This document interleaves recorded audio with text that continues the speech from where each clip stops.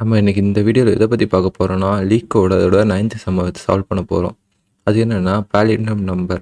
Palindrome நம்பர்னால் என்னென்னா ஒரு நம்பரை ஃப்ரண்ட்லேருந்து பார்த்தாலும் ஒரே மாதிரி தான் இருக்கும், பேக்லேருந்து பார்த்தாலும் ஒரே மாதிரி தான் இருக்கும். அதோட ஆர்டர் என்னென்னு சேஞ்ச் ஆனாலும் ஃபார்வர்ட்லேருந்து நீங்கள் பார்க்க போச்சு அந்த எலிமெண்ட் ஒரே மாதிரி தான் ரிட்டர்ன் ஆகும். அதான் பாலிண்ட்ரோம். இப்போ இந்த எக்ஸாம்பிளில் ஒன் ஒன் 1 2 1 கொடுத்துருக்காங்க. அதை நம்ம ரிவர்ஸில் பண்ணாலும் 1 2 1 தான் வரும். அப்போ அதை நம்ம ட்ரூன்னு ரிட்டர்ன் பண்ணுறோம்.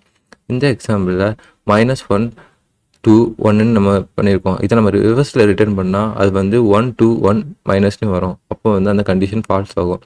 இதில் 10ன்னு இருக்குது. இதில் நம்ம 10 ரிவர்ஸ் பண்ணால் 0 1ன்னு வரும். அப்போ அந்த கண்டிஷனும் ஃபால்ஸ் ஆகும். இதை நம்ம எப்படி கோடு எழுதலாம்னு நம்ம பார்க்கலாம். இது ரொம்ப சிம்பிள். இது நம்ம நிறைய இன்பில்ட் ஃபங்க்ஷனை வச்சு 3 லைன்ஸ் ஆஃப் கோட்லேயே நம்ம முடிச்சுக்கலாம். இதை நம்ம எப்படி பண்ணலான்னு ஃபர்தராக பார்க்கலாம். இந்த இதில் ஃபஸ்ட்டு இது ஒரு இன்டிஜராக இருக்குன்னு இதை நம்ம ஸ்ட்ரிங்காக கன்வெர்ட் பண்ணால் ஈஸியாக பண்ணலாம். அதனால் எஸ்ன்னு ஒரு வேரியபிள் க்ரியேட் பண்ணுங்க.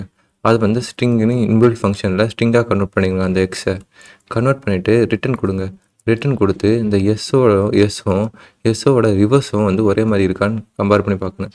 எஸ்ஸோட ரிவர்ஸ் எப்படி இருக்குன்னா, நெகட்டிவ் கொடுத்தீங்கன்னா எக்ஸ் நெகட்டிவ் கொடுத்தீங்கன்னா ரிவர்ஸில் பார்க்கும். இந்த டபுள் கோலன் கொடுத்தீங்கன்னா என்ன பண்ணணும்னா அந்த எலிமெண்ட் அப்படியே ஃபுல்லுமே ரிவர்ஸ் ஆர்டரில் ட்ராவல்ஸ் ஆகும்.